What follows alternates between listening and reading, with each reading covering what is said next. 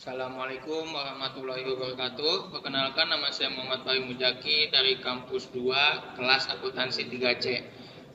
Sebelumnya mohon izin Bapak Acep untuk mempresentasikan perancangan laporan keuangan segmentasi dan interim. Kita mulai saja. Yang pertama itu company profil atau profil perusahaan PT Garuda Food Putra Putri Jaya Tbk.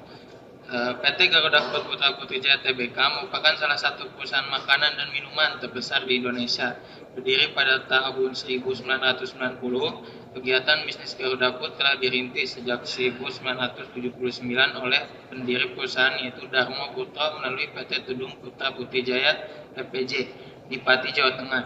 Saat ini Garuda Food memproduksi dan menjual produk makanan dan minuman yang mencakup 7 merek yaitu Garuda, Geri, Coklatos, Klepo, Procis, Oki, dan Monty yang mencakup berbagai kategori yaitu biskuit, kacang, pilus, snack, konveneri, minuman susu, coklat bubuk, keju, dan salad dressing hingga akhir tahun 2023. Garuda Food melakukan ekspor ke lebih dari 30 negara dengan fokus utama pada negara-negara ASEAN dan Cina.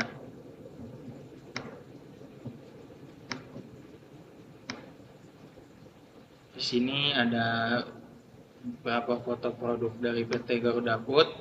Yang selanjutnya yaitu sumber pendapatan. PT Garuda Food Putra Putri Jaya Tbk yang dikenal sebagai Garuda Food mempunyai sumber pendapatan utama yang berasal dari produksi serta distribusi sebagai produk yang berbasis konsumen seperti makanan, cemilan, minuman, dan makanan olahan. Di sini ada beberapa sumber pendapatan PT Garuda Food yang diantaranya pertama yaitu penjualan produk makanan dan cemilan seperti kacang Garuda, kacang yang dipanggang dan dibumbui dalam berbagai varian rasa seperti kacang Garuda kulit, kacang Garuda atom, pilus, kacang Garuda rosta, dan kacang Garuda popcorn.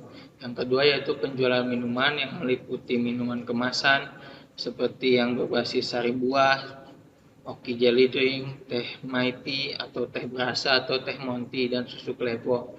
Yang ketiga yaitu penjualan produk pangan olahan seperti biskuit dan cookies yang memproduksi sebagai jenis biskuit dan cookies yang diantaranya Coklatos, Geri, Salut Geri Malkis, Geri Snack, Geri Pasta, Geri Donat, dan keju Procis. Di sini yang B yaitu ada geografis operasional.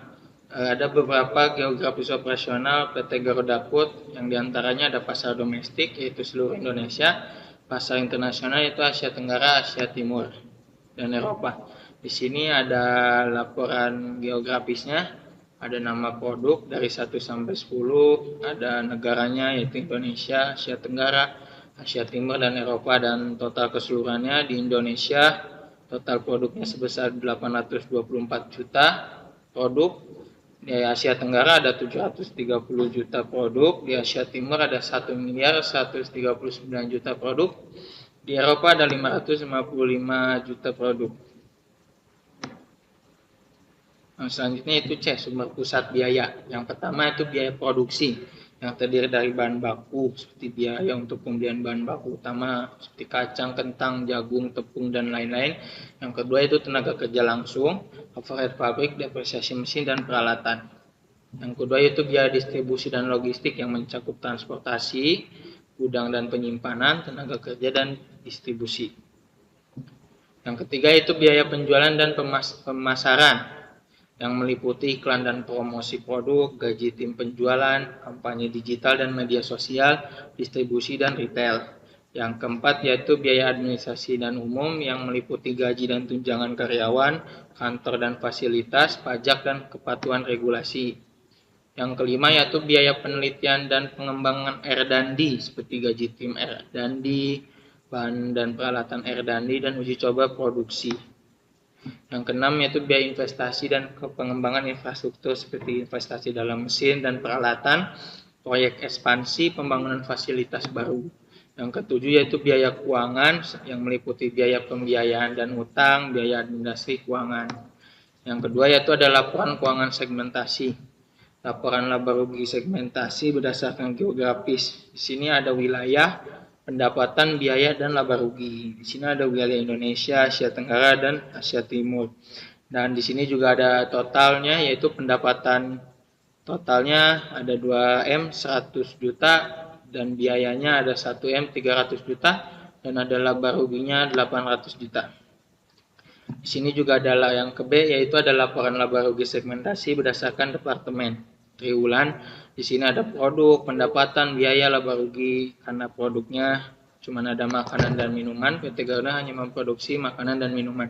Seperti pendapatan di sini totalnya sebesar 2 miliar 100 juta, biaya 1 miliar 300 juta, dan laba rugi 800 juta.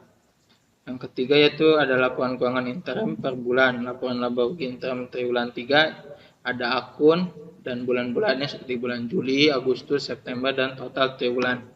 Di sini ada pendapatan, beban pokok penjualan, laba kotor, ada biaya operasional yang diantaranya biaya penjualan dan biaya administrasi, laba operasional, pendapatan lain-lain, laba bersih sebelum pajak, pajak penghasilan, dan laba bersih.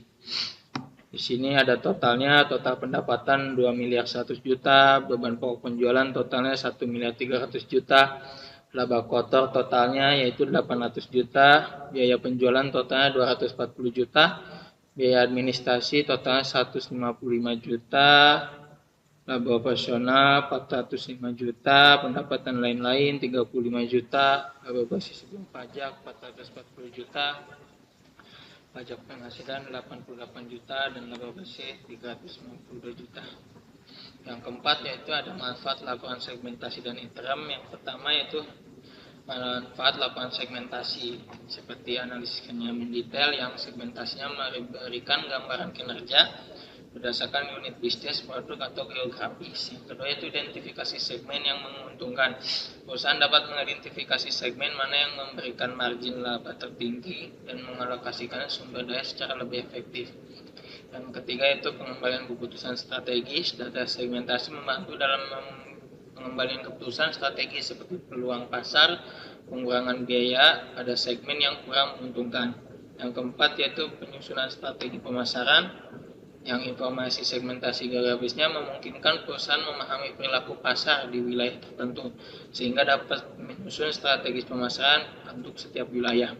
Yang kelima yaitu pemantauan efisiensi operasional. Dengan laporan segmentasi, perusahaan dapat memantau efisiensi biaya di berbagai pusat biaya seperti produk, distribusi, dan administrasi. Yang keenam yaitu meningkatkan transparansi, seperti segmentasi memberikan transparansi kepada pemegang saham dan investor mengenai area bisnis yang memberikan kontribusi terbesar. Yang ke B yaitu manfaat interim, pemantauan kinerja berkala, yang interimnya memungkinkan perusahaan memantau kinerja keuangan secara berkala. Yang kedua itu evaluasi keberhasilan strategi jangka panjang. Laporan interim ini perusahaan dapat mengevaluasi efektivitas strategis jangka pendek seperti promosi dan pengenalan produk baru. Yang ketiga itu peningkatan akuntabilitas. Pemegang saham dan manajemen memiliki akses ke informasi keuangan yang lebih sering dan meningkatkan akuntabilitas perusahaan terhadap kinerja. Yang keempat yaitu meningkatkan kepercayaan investor, yaitu laporan interim yang memberikan informasi membantu mereka memahami kesehatan keuangan perusahaan dan meningkatkan kepercayaan terhadap perusahaan. Yang kelima yaitu pengambilan keputusan lebih cepat, yaitu dengan data keuangan yang diperbarui serta rutin, manajemen dapat mengambil keputusan operasional yang strategis dengan lebih cepat dan tepat. Yang keenam yaitu kepatuhan regulasi. Laporan interim memastikan PT Garuda tetap mematuhi peraturan pasar modal dan memenuhi ekspektasi transparan dari otoritas keuangan seperti OJK. Jadi laporan keuangan segmentasi dan interim menjadi alat penting bagi perusahaan, apalagi untuk PT Garuda Food untuk mencapai pertumbuhan berkelanjutan dan meningkatkan efisiensi serta memperkuat posisi pasar secara domestik maupun internasional. Sekian presentasi dari saya, mohon maaf bila ada kata yang kurang berkenan. Wabillahi taufiq wal hidayah. Wassalamualaikum warahmatullahi wabarakatuh.